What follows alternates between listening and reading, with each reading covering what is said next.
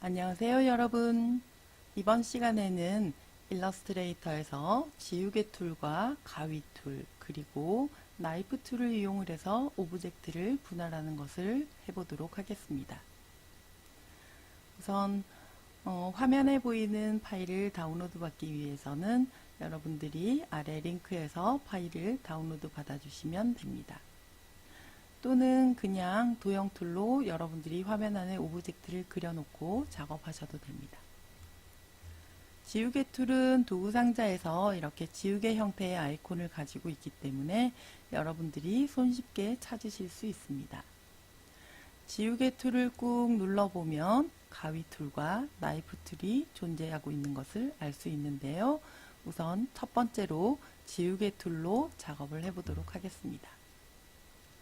지우개 툴은 말 그대로 화면 안에 있는 오브젝트를 지워주는 역할을 하기 때문에 여러분들이 이렇게 화면의 일정 부분을 지우개로 지우듯이 이렇게 움직여 보면 여러분들이 지나간 부분이 지워지면서 지워진 영역이 패스로 연결되는 것을 알 수 있습니다.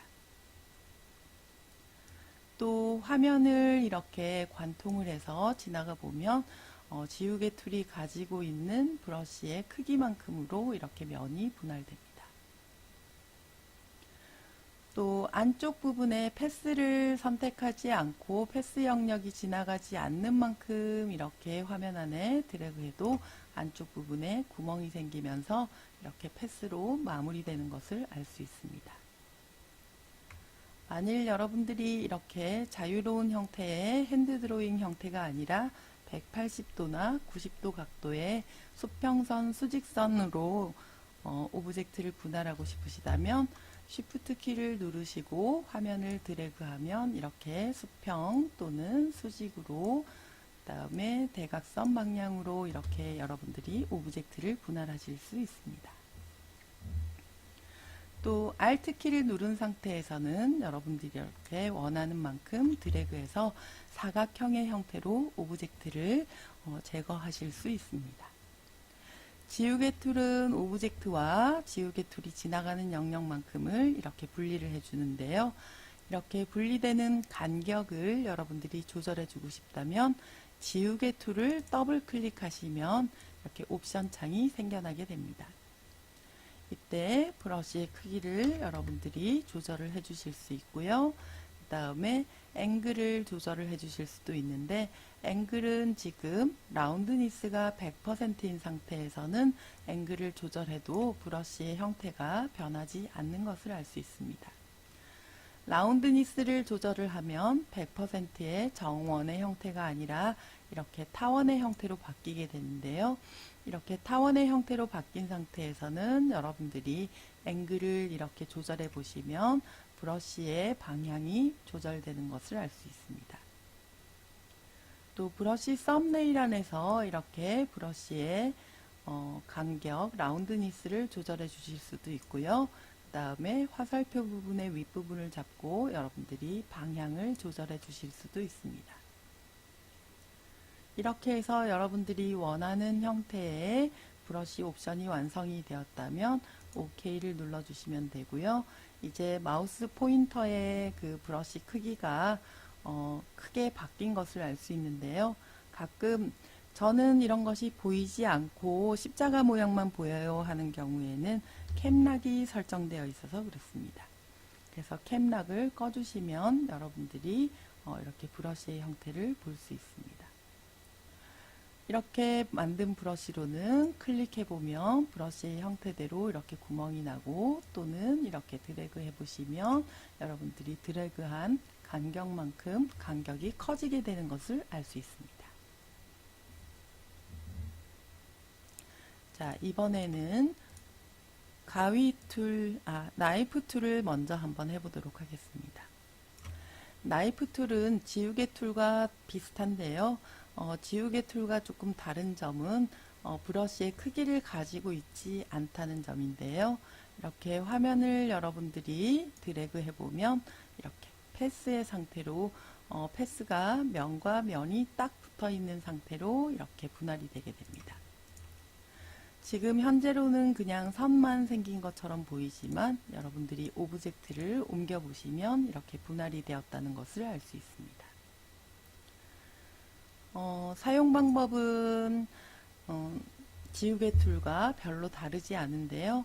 여러분들이 면의 안쪽 부분을 이렇게 관통하지 않은 상태로 지나가게 되면 그냥 화면 안에 선만 생겨나게 됩니다. 또 수평이나 수직의 직선을 그리고 싶은 경우에는 Shift 키가 아니라 Alt 키를 눌러주시면 이렇게 여러분들이 클릭한 지점이 고정이 되어서 여러분들이 원하는 방향으로 오브젝트를 이렇게 분할하실 수 있습니다. 이렇게 분할된 오브젝트는 아까 지우개 툴과는 달리 이렇게 간격을 가지지 않고 오브젝트를 분할하는 역할을 해줍니다. 이번에는 마지막으로 가위 툴을 이용을 해볼 텐데요. 가위 툴은 지우개 툴이나 나이프 툴과는 조금 다르게 패스 부분을 분할해주는 역할을 합니다. 그렇기 때문에 여러분들이 어떤 다른 패스가 아닌 다른 영역을 클릭하게 되면 이렇게 경고창이 뜨면서 패스 영역에만 작동을 합니다 라고 알려줍니다. 자, 패스 영역을 분할하기 위해서는 우리가 패스 부분을 잘 지정해서 이쪽 부분을 이렇게 클릭해 볼까요? 자, 이렇게 클릭을 하게 되면 분할이 돼 있는 상태기는 한데 지금 여기 이 부분이 끊어진 상태예요. 그런데 지금 우리가 정확하게 알 수가 없기 때문에 이 부분을 이렇게 대각선으로 관통한다 생각하고 다음 지점을 한 번 더 클릭해 주도록 하겠습니다. 앵커 포인트가 추가된 것처럼 보여지지만 실질적으로는 오브젝트를 이렇게 이동시켜 보면 오브젝트가 클릭한 지점에 앵커 포인트로 끊어진 것을 알 수가 있습니다.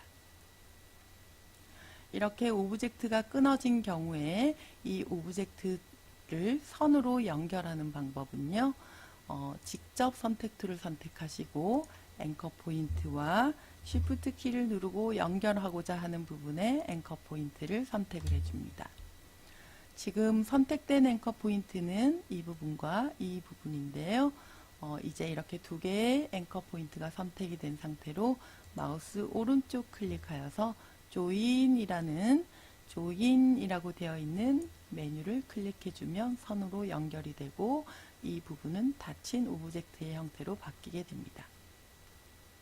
자, 아래쪽에 있는 이 부분도 마찬가지로 직접 선택 툴로 앵커 포인트를 클릭하고 Shift 키를 누른 상태로 한 번 더 두 개의 앵커 포인트를 선택하여 마우스 오른쪽 클릭하시고 조인 버튼을 눌러서 이렇게 연결해 주시면 닫힌 형태의 오브젝트를 만들어 주실 수 있습니다. 그래서 여러분들이 가위 툴 같은 경우에는 어떠한 면을 분할하기 위해서 그 다음에 면이 열려진 형태로 분할된다는 것을 알 수 있는데요. 여기 풍선 부분을 한번 분할해 보도록 하겠습니다. 풍선의 패스 부분을 분할을 했는데요. 이 부분은 지금 클릭돼서 분할이 돼 있긴 하지만 이렇게 보시면 끊어져 있는 상태이긴 하지만 이 형태가 선으로 이렇게 끝까지 연결이 된 상태이기 때문에 분할을 하기 위해서는 다른 지점을 이렇게 여러분들이 가상의 선으로 상상을 해서 다른 지점을 한 번 더 클릭을 해주시면 됩니다. 그러면 이쪽 부분과 이쪽 부분을 클릭을 했기 때문에 위쪽에 있는 패스와 아래쪽에 있는 패스가 분리가 된 것을 알 수 있는데요. 이렇게 여러분들이 필요에 따라서 오브젝트를 열려있는 패스의 형태로 분할하기 위해서 사용하는 것이 가위 툴이고요. 그 다음에 지우개 툴은 브러쉬의 굵기만큼의 간격으로 분할해 주는 것. 나이프 툴은 패스가 딱 붙어 있는 상태로 면의 영역으로 분할해 주는 차이가 있습니다.